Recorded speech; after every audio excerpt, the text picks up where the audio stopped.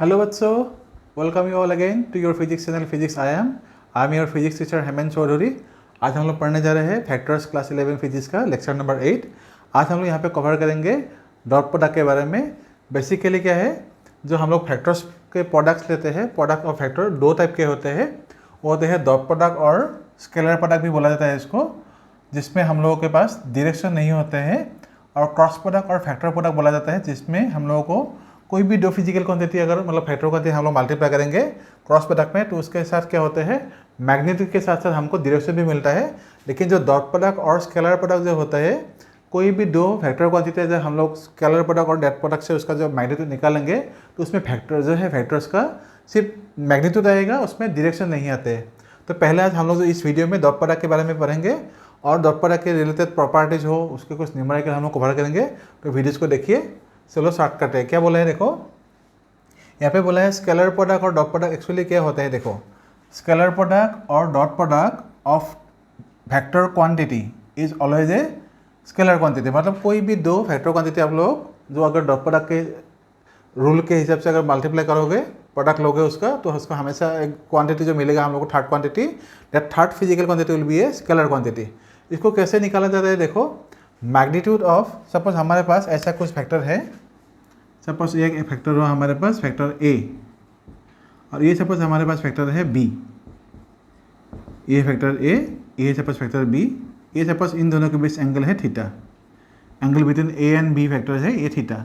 तो इन दोनों का जो मैग्नीट्यूड होगा बाय डॉट प्रोडक्ट कैसे निकालेंगे, तो आप लोग लिखो द डॉट प्रोडक्ट ऑफ, और लिखेंगे the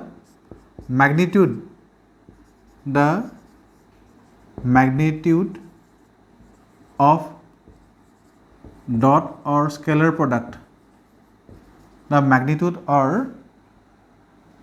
of dot or scalar product, dot or scalar product of two vectors a and b is given as product of magnitude of the two factors मतलब ए का जो मॉड्यूलस होगा वो magnitude बोला जाता है। तो magnitude of A and magnitude of B का जो प्रोडक्ट है वो लेना होगा। क्या लिखा है, is given as product of magnitude of the two vectors and the smaller मतलब ये जो स्मॉल एंगल है ए और बी के बीच, इसको लेना है। यहाँ से जो एंगल यहाँ पे मिलेंगे इसको नहीं लेना है, इसको लेना है। तो इसमें हम लोग क्या देखेंगे, magnitude of the two vectors and the smaller angle, और लिखेंगे और the smaller and the smaller cosine angle between the factors. मतलब कोई भी दो फैक्टर क्वांटिटी का जो स्केलर प्रोडक्ट हम लोग देंगे, कैसे देंगे मैथमेटिकली अभी देखो। सपोज हमारे पास फैक्टर ए है, ये vector A suppose vector B है, इसको हम लोग कैसे लिखेंगे, मॉड्यूलस ऑफ फैक्टर ए। इस स्टेटमेंट के हिसाब से लिख रहे हैं, ये है मॉड्यूलस ए, उसके बाद आएगा मॉड्यूलस बी। ये करने के बाद यहाँ पे डॉट नहीं देना है, यहाँ पे डॉट जो दे दिया इसका मैग्नीट्यूड हम लोग यहाँ पे निकाल रहे हैं, तो यहाँ पे डॉट नहीं देना है, नहीं तो तुम लोग को गलत हो जाएगा। तो गलत होने से आंसर रॉन्ग आ जाएगा। तो इसलिए modulus of A modulus of B, मतलब क्या हुआ, magnitude of A magnitude of B. और क्या लेना था, स्मॉलर एंगल, मतलब इस एंगल को लेना है, और उसका क्या एंगल होगा, कोसाइन एंगल होगा। तो यहाँ पर लिखेंगे हम लोग कॉस थीटा। तो ये आप लोगों का मैग्नीट्यूड। और ये जो मॉड्यूलस ऑफ ए है, इसको हम लोग बाद में ऐसे भी लिख सकते हैं, ए बी कॉस थीटा। मतलब क्या होगा, A dot B equal to हमेशा क्या होते हैं, A dot B equal to होगा ए बी कॉस थीटा। और इसी को हम लोग बी ए कॉस थीटा भी लिख सकते हैं, बी ए कॉस थीटा भी लिख सकते हैं by commutative rule of dot product. तो इसको हम लोग थोड़ा डिटेल्स में पढ़ेंगे अभी। तो इसको हम लोग पॉज करके लिखिए, मैं दूसरे टॉपिक में आ रहा हूँ।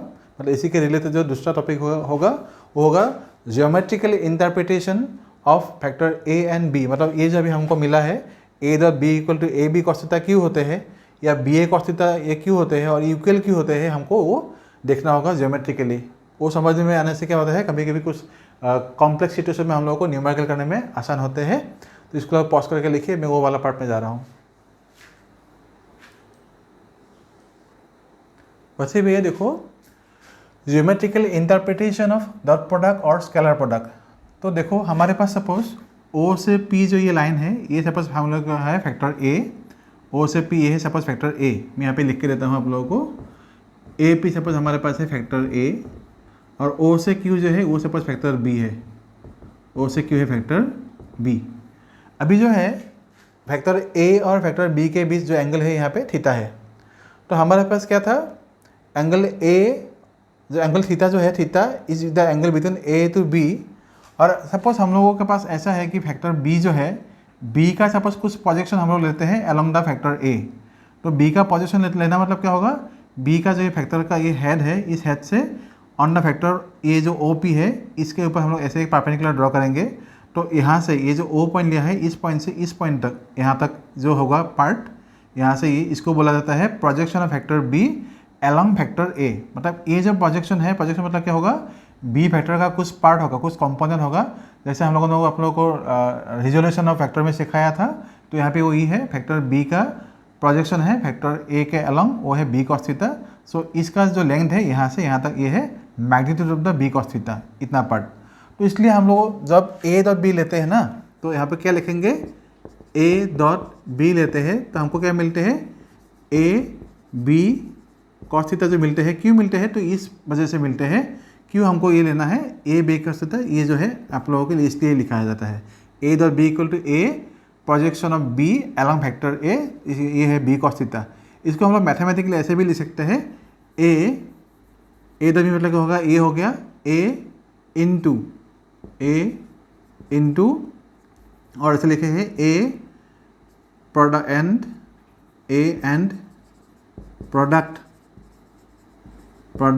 Of vector B, A and product of vector B, and product of vector B along, ऐसे लिखेंगे A and product of component of vector B लिखेंगे यहाँ पे, कंपोनेंट, और यहाँ पे लिखेंगे A and product of cos component of, यहाँ पे लिखेंगे of vector B along A. तो ऐसे लिखेंगे तो क्या आएगा, फैक्टर ए हो गया, और ये प्रोडक्ट जो लिखा है ना, ये प्रोडक्ट आएगा, मतलब ये ऐसे लिखेंगे, नहीं तो ब्रैकेट में हम लोग देंगे, ब्रैकेट में क्या आएगा, cos component of vector B along A. तो यहाँ पे लिखेंगे बी कॉस थीटा। इसलिए क्या होते हैं, A dot B equal to A B cos theta होते हैं। नहीं तो हम लोग इसको ऐसे भी तो कर सकते हैं ना, सपोज फैक्टर ए यहाँ पे हमारे पास है, vector A suppose vector B ऐसे है, ये है फैक्टर बी, ये फैक्टर बी हुआ, ये है एंगल पहले जैसा थीटा, ये फैक्टर ए है। अभी ए का भी कंपोनेंट हम लोग क्या कर सकते हैं, अलॉन्ग बी ले सकते हैं। सपोज ए यहाँ तक हम लोग परपेंडिकुलर ऐसे ड्रॉ कर दिया, तो ये परपेंडिकुलर हो गया। तो ए का कंपोनेंट क्या होगा, इस डायरेक्शन में जाएगा अलॉन्ग द फैक्टर बी। यहाँ पे क्या लिखेंगे हम लोग, ए कॉस थीटा। तो इस कंडीशन में क्या होगा, फैक्टर जो है ए फैक्टर का कंपोनेंट क्या कहाँ पे है, along the vector of B है। तो मतलब ए कॉस थीटा कंपोनेंट जो है वो अलॉन्ग द फैक्टर क्या है, बी है। तो यहाँ से लेके यहाँ तक, ए फैक्टर बी को हम यहाँ पे लिख देते हैं, यहाँ से लेके यहाँ तक जो है ये है फैक्टर ए का component, cos component along the vector B. इसलिए हम लोग यहाँ पे ऐसे भी लिख सकते हैं, इक्वल टू क्या लिखेंगे हम लोग, यहाँ पे क्या था, फैक्टर बी था पहले, तो हम लोग फैक्टर बी को लिखेंगे यहाँ पे, और यहाँ पे क्या था, कॉस कंपोनेंट ऑफ फैक्टर ए, तो यहाँ पे लिखेंगे ए कॉस थीटा। इसलिए हमको क्या मिलेंगे, ये जो बी ए कॉस थीटा लिखेंगे, इसको हम लोग क्या बोल सकते हैं, बी डॉट ए लिख सकते हैं ऐसे। ए डॉट बी मतलब क्या था, ए बी कॉस थीटा था, बी ए कॉस थीटा मतलब क्या होगा, फिर बी डॉट ए लिख सकते हैं। इसलिए हम लोग बोल सकते हैं A dot B equal to B dot A होते हैं। और क्योंकि यहाँ पे डायरेक्शन इन्वॉल्व नहीं है, इसलिए ए डॉट बी जो वैल्यू हमको मिलेंगे, जो मैग्नीट्यूड मिलेंगे, बी डॉट ए भी एक्जैक्टली सेम मैग्नीट्यूड हमको मिलेंगे। इसलिए इसको हमको बोलते हैं dot product of vector is commutative. तो इसको आप लोग देखिए, A dot B equal to A B cos theta क्यों होते हैं, इसको आप लोग ये समझा दिया। अभी हम लोग कुछ क्या करेंगे, कुछ प्रॉपर्टीज पढ़ेंगे इसके बारे में, इसको पॉज करके लिखिए। वैसे भी देखो, first property of dot product है, तो प्रॉपर्टीज ऑफ डॉट प्रोडक्ट, इसमें क्या लिखा है फर्स्ट प्रॉपर्टी, डॉट प्रोडक्ट और scalar product of two vectors is always commutative. इसका मीनिंग क्या है देखो, सपोज हमारे पास ऐसा एक वेक्टर है, ये सपोज वेक्टर ए हुआ, ये है वेक्टर ए, और ये सपोज वेक्टर बी है। तो इनके बीच अभी ये जो एंगल हम लोग ले रहे हैं ये एंटी क्लॉकवाइज में, ये है थीटा।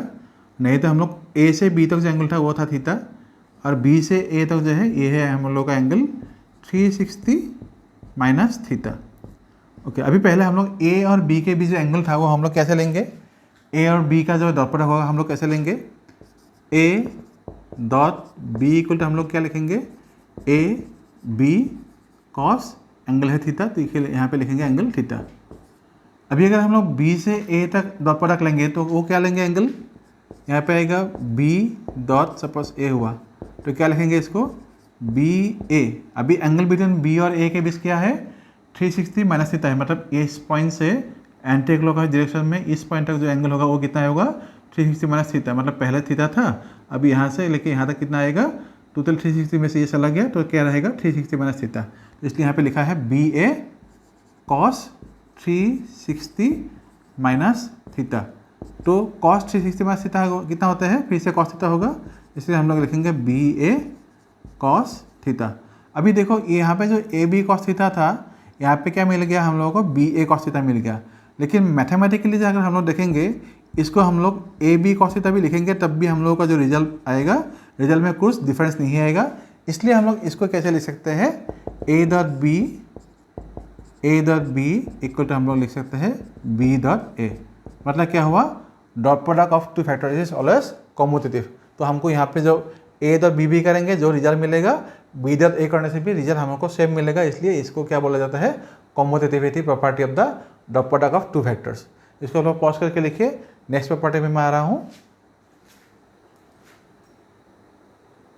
बच्चा भी ये देखो दूसरा प्रॉपर्टी है डॉट प्रोडक्ट का, ये लिखा गया है डॉट प्रोडक्ट और scalar product is distributive over addition. मतलब सपोज हमारे पास एक फैक्टर है ए और डॉट प्रोडक्ट देके बी प्लस सी मिला है। बी प्लस सी मतलब क्या होगा, यहाँ पे जो हमारे पास फैक्टर बी है, ये फैक्टर बी और ये फैक्टर सी है, इन दोनों का जो रिजल्टेंट होगा वो कौन देगा। अगर हम इस डायग्राम से हम लोग देखेंगे, ये जो फैक्टर है ओ से ये सपोज हमारे कोई एक पॉइंट है, ये जो फैक्टर होगा ये फैक्टर क्या देगा, बी और सी का रिजल्टेंट फैक्टर देगा बाय ट्रायंगुलर फैक्टर एडिशन। तो देखो ओ से बी का जो ऑर्डर है, बी से सी का जो ऑर्डर है, उससे हमको ये जो मिल रहा है फैक्टर, ये फैक्टर क्या होगा, बी और सी का अपोजिट ऑर्डर में है। ये इसका एरो देखो यहाँ पे है, तो इसलिए क्या होगा बी प्लस सी यहाँ पे हमको मिलेंगे। मतलब ये फैक्टर जो है बी और सी का रिजल्टेंट ये दे रहा है। अभी इस कंडीशन में हम इसको जैसे प्रूफ करने के लिए क्या करेंगे, पहले हम लोग क्या करेंगे, ये जो फैक्टर बी था, फैक्टर बी से यहाँ पे ऑन दिस लाइन हम लोग क्या करेंगे, ऐसे एक प्रोजेक्शन को ऐसे लिखेंगे। यहाँ पे हो गया हम लोग का प्रोजेक्शन, ये सपोज पी हो गया, तो ओ से पी तक जो पार्ट है, ये पार्ट हमको क्या दे रहा है, फैक्टर बी का प्रोजेक्शन दे रहा है यहाँ पे एलॉन्ग फैक्टर ए। और अगर हम लोग बी प्लस सी का प्रोजेक्शन लेंगे ऑन फैक्टर ए, वो कैसे लेंगे, इस फैक्टर से, इस हेड से यहाँ से एक परपेंडिकुलर ड्रॉ करो। तो यहाँ से लेके यहाँ तक जो पार्ट मिला रहा है, ये बी प्लस सी का कॉम्पोनेंट यहाँ पे होगा एलॉन्ग फैक्टर ए। ये सपोज क्यू हो गया, क्यू प्रोजेक्शन मतलब ओ से क्यू जो प्रोजेक्शन है that is equal to projection of vector B plus C. यहाँ पे हम लोग लिख सकते हैं ओ क्यू इक्वल टू क्या लिखेंगे, प्रोजेक्शन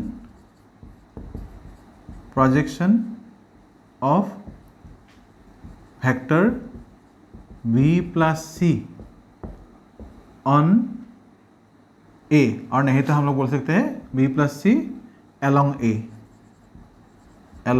ए। और ओ से जो पी है, ओ पी क्या था, O P is projection of vector B along A. यहाँ पे लिख सकते हैं हम लोग projection of vector B along A.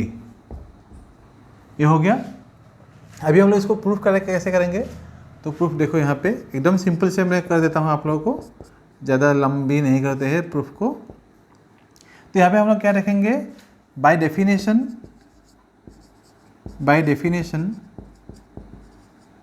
Of scalar product, ये जो लेफ्ट में हमारे पास है, यहाँ पे क्या बोला है, A dot B plus C यहाँ पे दिया हुआ है। इसका मीनिंग क्या है? इसका मीनिंग ऐसा है, ए जो फैक्टर है, ए फैक्टर के अलोंग बी प्लस सी का यहाँ पे क्या है? कॉम्पोनेंट है, मतलब प्रोजेक्शन है यहाँ पे। तो इसलिए हम लोग यहाँ पे क्या ले सकते हैं? इसका मीनिंग क्या है? Magnitude of vector A, magnitude of vector A into, ये जो लिखेंगे क्या लिखेंगे? Component of magnitude of vector B plus C along vector A. इसका मीनिंग क्या हुआ? जैसे हम लोगों ने डॉट प्रोडक्ट अभी पढ़ा था कि वो क्या पढ़ा था, कोई भी फैक्टर का एक कंपोनेंट अगर दूसरे फैक्टर के अलॉन्ग हो जाएगा तो उनमें से हम लोग क्या निकल सकते हैं? डॉट प्रोडक्ट निकल सकते हैं। तो यहाँ पे भी हम लोग ऐसे ही करेंगे। अभी ऐसा अगर है तो यहाँ पे अभी करने से क्या आएगा? फैक्टर ए जो था, बी प्लस सी जो है, बी प्लस सी में क्या होगा? फैक्टर ए इसके साथ भी मल्टीप्लाई हो जाएगा, इसके साथ भी मल्टीप्लाई हो जाएगा। तो हम लोग इसलिए डायरेक्टली यहाँ पे लिख सकते हैं, ज़्यादा लंबा नहीं करके। यहाँ पे हम लोग लिखेंगे मैग्नीट्यूड ऑफ फैक्टर ए तो हो गया ए बी प्लस सी था, तो क्या लिखेंगे? A dot B plus A dot C. तो इतना करने से आप लोगों को हो जाएगा, इससे ज़्यादा हमको नहीं चाहिए। तो प्रूफ करने के लिए भी इतना होने से हो जाएगा। तो इसको आप लोग पॉज करके लिखिए। अभी मैं और कुछ इंपॉर्टेंट प्रॉपर्टीज़ है वो करूँगा, इसको पॉज करके लिखिए। बच्चा मैं हम लोग थोड़ा आगे बढ़ने से पहले थोड़ा इसको और थोड़ा क्लैरिफाई कर देता हूँ आप लोगों को, नहीं तो थोड़ा कन्फ्यूजन भी हो सकता है आप लोगों को। तो यहाँ पे जैसे हम लोगों ने लिखा था, ओ की मतलब क्या था? ये जो पूरा बी प्लस सी है फैक्टर, इसका प्रोजेक्शन था along vector A. O P मतलब क्या था? Projection of vector B along vector A. और ये जो सी है, सी फैक्टर का प्रोजेक्शन होगा पी क्यू। तो हम लोग यहाँ पे लिखेंगे P Q equal to projection of vector C along vector A. ये हो गया। तो मतलब क्या हुआ? देखो, ओ से क्यू तक हम लोग अगर देखेंगे तो क्या मिलेंगे? ओ से क्यू तक हमको क्या मिलेंगे? O Q equal to O P plus P Q मिलेंगे ना। तो O P plus P Q मिलेंगे। मतलब क्या हुआ? ओ क्यू मतलब क्या था हमारे पास? ओ क्यू मतलब क्या था? बी प्लस सी था। तो यहाँ पे हम लोग लिख सकते हैं बी प्लस सी। तो बी प्लस सी इक्वल हमको क्या मिलेंगे यहाँ पे? ओ क्यू मतलब पूरा बी प्लस सी था, बी क्यू इक्वल यहाँ पे क्या आएगा? B factor along vector A, मतलब बी का प्रोजेक्शन अलॉन्ग फैक्टर ए। और ये फैक्टर पार्ट क्या है? पी क्यू मतलब क्या था? पी क्यू मतलब सी का प्रोजेक्शन अलॉन्ग फैक्टर ए। तो यहाँ पे हम लोग लिख सकते हैं यहाँ पे ओ पी मतलब क्या होगा? बी। यहाँ पे ओ पी मतलब क्या था? Projection of vector B along vector A है, यहाँ पे लिख सकते हैं। मैं ज़्यादा लंबा नहीं करूँगा, आप लोग समझ में आ गया होगा। अभी इसी एक्सप्रेशन को हम लोगों को यहाँ पे जो है इसको समझना है। जो मैं यहाँ पे ए डॉट बी लिखा है, बी ए डॉट बी मतलब क्या है? फैक्टर बी का जो प्रोजेक्शन था वो फैक्टर अलॉन्ग ए के साथ था ना, इसलिए यहाँ पे लिख दिया vector A dot vector B. और यहाँ पे जो लिखा है प्लस ए डॉट सी मतलब क्या है? फैक्टर सी का जो प्रोजेक्शन है वो भी अलॉन्ग फैक्टर ए है। ये यहाँ से हम लोग देख लिया, इसलिए हम लोग लिख दिया यहाँ पे A dot B plus A dot C. अभी आप लोगों को क्लैरिफाई हो गया होगा। अभी नेक्स्ट टॉपिक में जा रहा हूँ हम लोग। वैसे यहाँ पे देखो, नेक्स्ट थर्ड प्रॉपर्टी है हम लोग का dot product of two parallel vector. Dot product of parallel vector. Suppose हमारे पास दो ऐसे फैक्टर है, ये सपोज फैक्टर ए हुआ, ये सपोज फैक्टर बी है। दोनों क्या हो रहा है? सेम डायरेक्शन में जा रहे हैं। तो इन दोनों के बीच एंगल कितना आएगा? थीटा इक्वल टू 0 आएगा। तो हम लोग इसके लिए जो डॉट प्रोडक्ट मिलेंगे तो क्या मिलेंगे? Dot product of vector A dot B equal to क्या आएगा? A B cos theta. यहाँ पे कॉस थीटा मतलब क्या होगा? थीटा इक्वल टू 0 आएगा। तो क्या लिखेंगे? A B cos 0। और कॉस 0 मतलब क्या आएगा? 1 आएगा। तो हम लोग क्या लिखेंगे? सीधा ए बी इंटू 1 मतलब क्या आएगा? A B. तो यही आप लोगों का dot product of two parallel vector. अभी suppose dot product of equal vectors है। Dot product of equal vector मतलब क्या होगा? देखो, कोई भी दो फैक्टर अगर इक्वल होना है, उन लोगों का जो मैग्नीट्यूड है, मैग्नीट्यूड इक्वल होना पड़ेगा और डायरेक्शन भी क्या होगा? इक्वल होना पड़ेगा। मतलब सपोज यहाँ पे फैक्टर ए और यहाँ पे फैक्टर बी है, दोनों का क्या है? डायरेक्शन सेम है, दोनों का मैग्नीट्यूड भी सेम है। इसी को हम लोग अगर देखेंगे, इसमें थोड़ा सा आप लोग कन्फ्यूजन हो सकता है। जिसका रियल लाइफ हम लोग को बाद में यूज मिलेंगे, तो वो करने से आप लोगों को ज़्यादा इजी से समझ में आएगा। सपोज ए और बी ले लिया, सपोज ए और बी नहीं लेके सपोज हमारे पास ऐसे एक प्लेन है, ये एक हम लोग का प्लेन हुआ, ये सपोज हम लोग का वेक्टर ये एक्स एक्सिस है, ये सपोज वाई एक्सिस है। एलोंग एक्स एक्सिस जो यूनिट वेक्टर होते हैं वो क्या होते हैं, आई होते हैं। एलोंग वाई एक्सिस क्या होते हैं, वो सपोज जे होते हैं। एलोंग जेड एक्सिस जो यूनिट वेक्टर क्या होते हैं, वो के होते हैं। अभी सपोज ये जो वेक्टर आई है, आई के साथ अगर हम लोग आई मल्टीप्लाई कर देंगे, मतलब along the x axis I vector यहाँ पे हमेशा क्या होगा, यूनिट वेक्टर होगा along x axis. Along the x axis suppose दूसरा कोई वेक्टर है जो आई के पैरेलल होगा, सपोज हम लोग उसी को आई भी आई उसको जो दूसरा वेक्टर होगा उसको भी हम लोग आई ले लेते हैं, तो यहाँ पे क्या मिलेंगे, आप लोगों को पता है आई जे के सबका मैग्नीट्यूड क्या होता है, 1 होता है ना।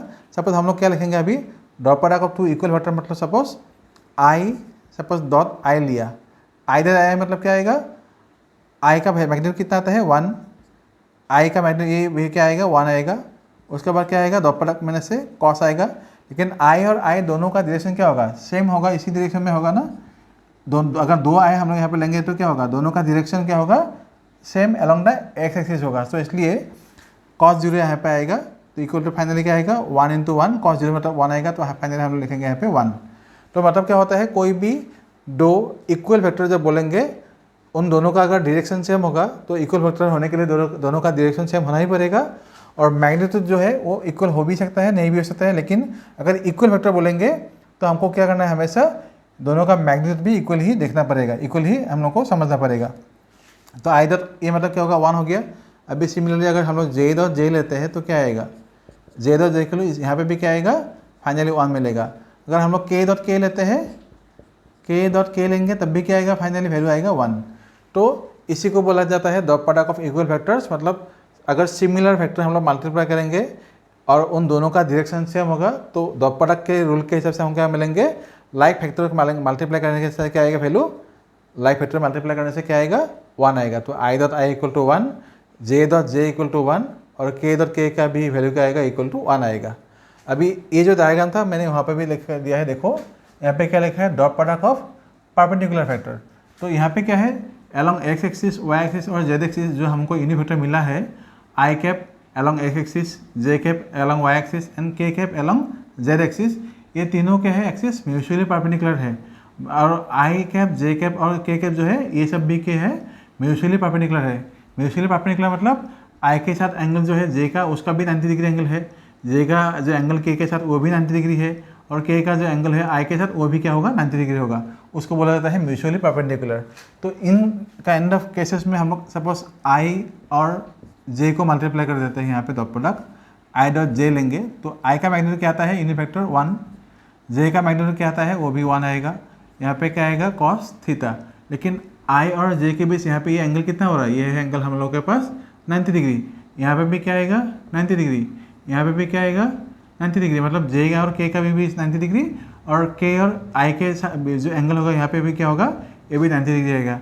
तो फाइनली हम लोग यहाँ पे क्या लिखेंगे 1 इंटू 1 इज़ 1 और कॉस थीटा मतलब क्या होगा कॉस, यहाँ पे हम मिलेंगे 90, कॉस 90 मतलब क्या आएंगे 0 आएंगे, तो इसलिए ये हो गया 0।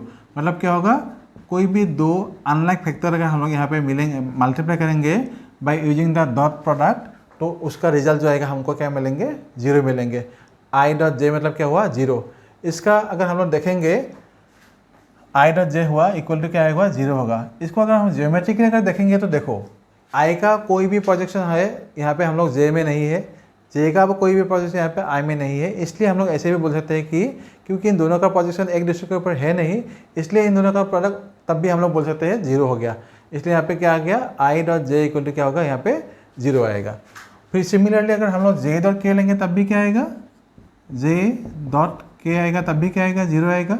और अगर हम लोग के डॉट आई लेंगे, के डॉट आई लेंगे तब भी वेक्टर क्या आएगा एंगल यहाँ पे 0 आएगा, सबका मैग्नीट्यूड क्या आएगा 0 आएगा। मतलब क्या समझना है, in dot product when you multiply two unlike unit vector which are perpendicular to each other then their dot product will be always equal to 0। So I dot J equal to भी 0 आएगा, यहाँ पे आएगा ये 0 लिख दिया, यहाँ पे ये 0, I dot J equal to 0, J dot K also K also equal to 0 and K dot I also equal to 0। तो ये हो गया। अभी ये देखो 6 नंबर प्रॉपर्टी क्या बोला है, the dot product of two anti parallel vector, वो हमको निकालना है। एंटी पैरेलल मतलब क्या है, ये सपोज फैक्टर ए है, ये फैक्टर बी, सपोज दोनों को देखो एक दूसरे के साथ कैसे है, ये एक दूसरे के अपोजिट में ऐसे हुआ है। सपोज ये फैक्टर ए है, ये फैक्टर बी, दोनों के है ऐसे एक दूसरे के साथ अपोजिट में ऐसे है। तो इसलिए हम लोग क्या लिखेंगे यहाँ पे, इन दोनों के बीच जो एंगल आएगा, ये एंगल कितना आएगा 180 degree. And if they are moving और अवे फ्रॉम ईच अदर, मतलब दोनों का डायरेक्शन अगर एक दूसरे से अपोजिट होगा तब भी क्या होगा, दोनों का एंगल 180 आएगा। ऐसे केसेस में हमको क्या मिलेंगे, डॉट प्रोडक्ट यहाँ पे आएगा A dot B equal to क्या आएगा, ए बी कॉस यहाँ पे क्या आएगा 180 डिग्री एंगल 180, तो मतलब क्या आएगा माइनस ए बी मिलेगा। तो ये आप लोगों का सिंपल से आंसर एंटी पैरेलल के लिए। आई होप आप लोगों को ये समझ में आ गया होगा। इसको पॉज करके लिखिए, मैं अभी और दूसरे टॉपिक में जा रहा हूँ। वैसे भी टॉपिक देखो क्या लिखा है, dot product of factors in terms of rectangular component. Suppose हमारे पास फैक्टर ए जो है, सपोज एक फैक्टर हुआ ए, इसका अगर हम लोग रेक्टेंगुलर कंपोनेंट फॉर्म में इसको लिखेंगे या सिंपल कंपोनेंट फॉर्म में लिखेंगे तो कैसे लिखेंगे, सपोज 3 डायमेंशनल फॉर्म में लिखेंगे तो क्या लिखेंगे, ए एक्स आई कैप प्लस ए वाई जे कैप प्लस ए जेड के कैप लिखेंगे। और सपोज दूसरा फैक्टर है हमारे पास बी, इसका भी जो रेक्टेंगुलर कंपोनेंट होगा वो क्या लिखेंगे, बी एक्स आई कैप प्लस बी वाई जे कैप प्लस बी जेड के कैप। अभी इन दोनों का अगर डॉट प्रोडक्ट हमको निकालना है तो कैसे करेंगे, तो पहले यहाँ पर लिखेंगे A dot B equal to A का माइनस था ये पूरा पार्ट यहाँ से यहाँ तक, क्या लिखेंगे यहाँ पे ए एक्स आई कैप प्लस ए वाई जे कैप प्लस ए जेड के कैप इंटू मतलब डॉट प्रोडक्ट आएगा, इसमें के बाद क्या आएगा, बी एक्स आई कैप प्लस बी वाई जे कैप प्लस बी जेड के कैप आएगा। अभी हम लोग जैसे नॉर्मली हम लोग मल्टीप्लाई करते हैं ऐसे ही करना है। और तुम लोग देखो ये जो कॉम्पोनेंट है ए एक्स ए वाई ए जेड, इनमें हम लोग एरो नहीं लगा सकते क्योंकि ये सब स्केलर क्वांटिटी है, मतलब ये सब पार्ट जो है सिर्फ मैग्नीट्यूड दे रहा है, इसलिए इसके ऊपर हम लोग एरो नहीं लगा सकते। यहाँ पे भी एरो हम लोग नहीं लगा सकते। तो यहाँ पे अभी देखो इसको कैसे मल्टीप्लाई करेंगे, पहले ए एक्स आई से जो है इससे ये पूरा जो पार्ट है इसको हम लोग मल्टीप्लाई करेंगे। तो मैं लाइन छोटा करने के लिए मैं उसको डायरेक्टली कर ले रहा हूँ। यहाँ पे ए एक्स है, यहाँ पे ए एक्स से अगर इसको मल्टीप्लाई करेंगे तो क्या मिलेंगे, ए एक्स इंटू पहले हम लोग क्या करेंगे, ये जो कंपोनेंट है कंपोनेंट को पहले मल्टीप्लाई करेंगे। तो ए एक्स इंटू बी एक्स हो गया, सो ए एक्स बी एक्स आएगा। उसके बाद क्या आएगा, आई डॉट आई आएगा, तो हम लोग लिखेंगे यहाँ पे आई डॉट आई। उसके बाद क्या लिखेंगे, ए एक्स इंटू यहाँ पे है बी वाई, यहाँ पे लिखेंगे ए एक्स बी वाई। पहले कंपोनेंट तो कंपोनेंट मल्टीप्लाई करो, उसके बाद फैक्टर टू फैक्टर मल्टीप्लाई करो। तो अभी क्या आएगा, आई डॉट जे आएगा, तो यहाँ पे हम लिखेंगे आई डॉट जे कैप। उसके बाद फिर से क्या लिखेंगे, ए एक्स बी जेड, उसके बाद आएगा आई डॉट के। फिर से हम लोग क्या करेंगे, अभी ए वाई से अभी सबको मल्टीप्लाई करेंगे तो क्या आएगा, फिर से ए वाई बी एक्स। ए वाई में क्या है, यहाँ पे जे कैप है, तो यहाँ पे हम लोग लिखेंगे जे कैप डॉट बी एक्स में क्या है, आई कैप है, तो यहाँ पे लिखेंगे हम लोग आई कैप। फिर से क्या लिखेंगे, ए वाई बी वाई, तो क्या आएगा यहाँ पे जे डॉट जे प्लस क्या आएगा, ए वाई बी जेड, तो यहाँ पे क्या आएगा, जे डॉट के आएगा। अभी हम लोग मल्टीप्लाई करेंगे ए जेड से इन सबको, तो यहाँ पे लिखेंगे हम लोग A Z B X, component to component. A Z का फैक्टर क्या था, यहाँ पे के कैप था, तो यहाँ पे लिखेंगे के कैप इंटू यहाँ पे क्या था, आई कैप। बी एक्स के लिए फैक्टर क्या था, आई कैप था। फिर से लिखेंगे ए जेड बी वाई, मतलब क्या आएगा, के कैप बी वाई के लिए क्या यहाँ पे आएगा जे, तो यहाँ पे डॉट देना है, यहाँ पे सब में डॉट देना है। इन दोनों के बीच डॉट नहीं देना है कंपोनेंट के बीच, लेकिन फैक्टर्स के बीच यहाँ पे डॉट प्रोडक्ट हमको देना है, डॉट लिखना है। उसके बाद क्या आएगा, ए जेड बी जेड, फाइनल आएगा के डॉट के।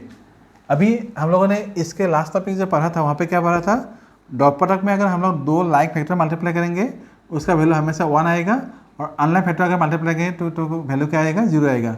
इसलिए हमको यहाँ पे क्या मिलेगा, ए एक्स बी एक्स इंटू क्या मिल जाएगा, आई डॉट आई मतलब 1 आएगा, तो यहाँ पर लिखेंगे 1। एक लाइन थोड़ा सा बड़ा कर लेते हैं। उसके बाद इसमें क्या मिलेगा, आई डॉट जे में तो 0 मिल जाएगा, तो यहाँ पे डायरेक्टली हम लोग क्या लिखेंगे, जीरो भी लिख सकते हैं, नहीं तो यहाँ पे आप लोग को समझने के लिए पहली बार लिखो ax by इंटू आएगा 0।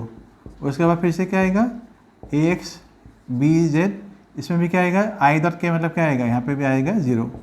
फिर से यहाँ पे है ay bx, यहाँ पे j डॉट आई मतलब क्या आएगा फिर से 0 आएगा, प्लस क्या आएगा ay by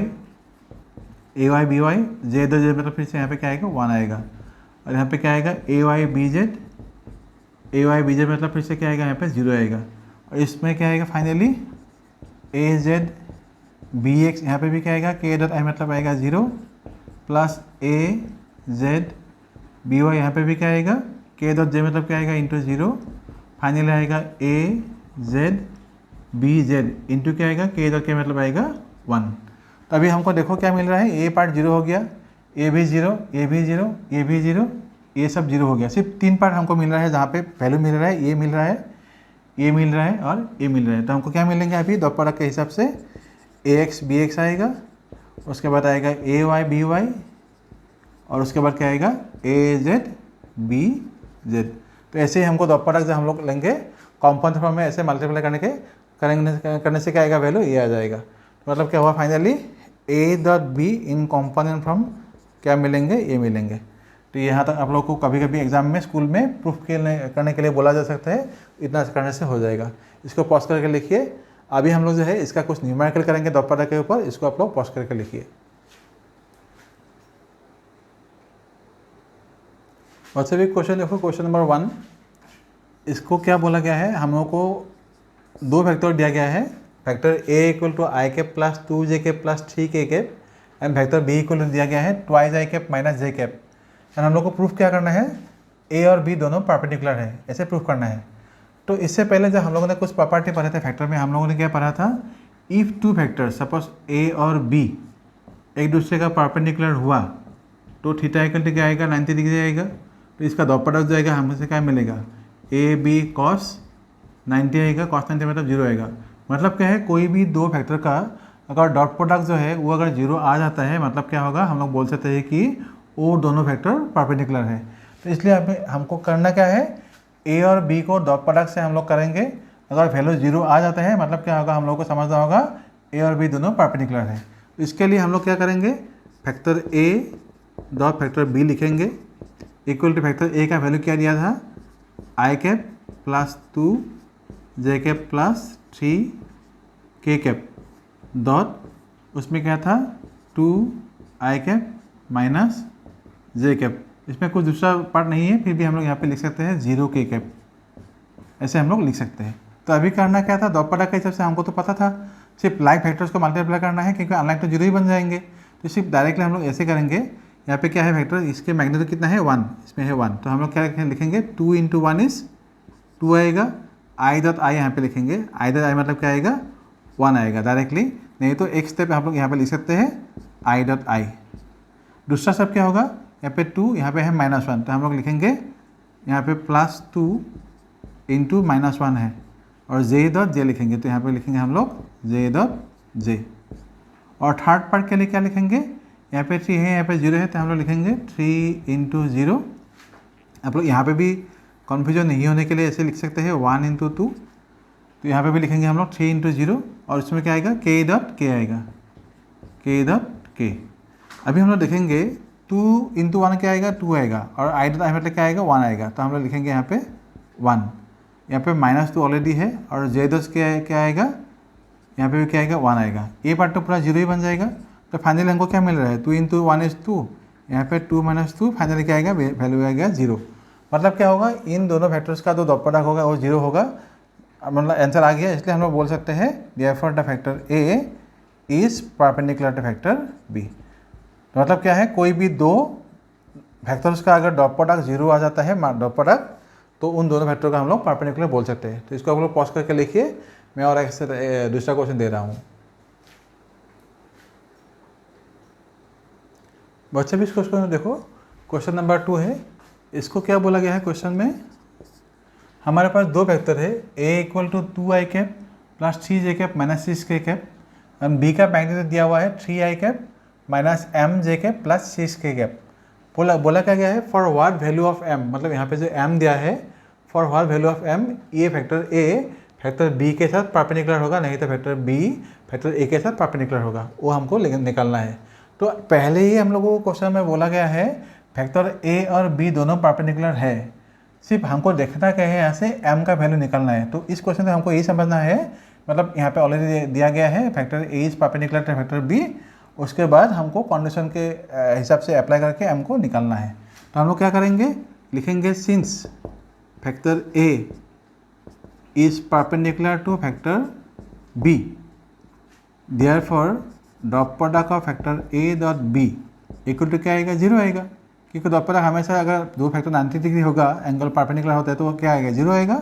अभी सिर्फ करना क्या है, फैक्टर a के जगह पे जो वैल्यू दिया था उसको पुट कर दो यहाँ पे, तो वो क्या आएगा 2y cap plus 3j cap minus 6k cap, और दूसरा जो वैल्यू है b का वो कितना दिया था 3i cap minus mj cap plus 6k cap equal to क्या आएगा, 0 आएगा, क्योंकि हमको ये पहले से ही दिया है। अभी हम लोग क्या करेंगे, बहुत शॉर्टली करेंगे। अभी 2 इंटू 3 क्या आएगा, 6 आएगा, आई डॉट आई मतलब हो गया 1, इसको छोड़ो। उसके बाद क्या आएगा, प्लस 3 यहाँ पे है माइनस m, तो यहाँ पर लिखेंगे माइनस 5m, और j डॉट j मतलब 1 हो गया। फिर से यहाँ पे क्या आएगा, प्लस n माइनस, यहाँ पे आएगा माइनस 6 6 36 आएगा, तो ये हो गया आप लोगों का वैल्यू इक्वल टू क्या आएगा 0। अभी 3m, इसका जो m का वैल्यू निकालना है, तो इसको हम लोग कैसे करेंगे, माइनस 3m इक्वल टू क्या आएगा माइनस 36, ये है आप लोगों का 6, तो यहाँ पे होगा माइनस 30, इस तरह जाने से क्या आ जाएगा, ये माइनस 36, यहाँ पे इस तरह आने से क्या होगा प्लस 30 आ जाएगा। तो देयरफॉर m का वैल्यू क्या मिलेगा, माइनस 10 आ जाएगा। तो ये आप लोगों का आंसर, m का वैल्यू आएगा माइनस 10। तो देखिए अच्छे से, माइनस 36 प्लस 6 कितना हुआ, माइनस 30 हुआ। माइनस 30 अगर हम लोग राइट साइड में ले जाएंगे तो क्या आएगा, प्लस 30 आएगा। इसमें माइनस 3m पहले से ही था, तो m का वैल्यू क्या मिलेगा, इससे इसको डिवाइड करने से आएगा माइनस 10। तो हो गया इसका आंसर।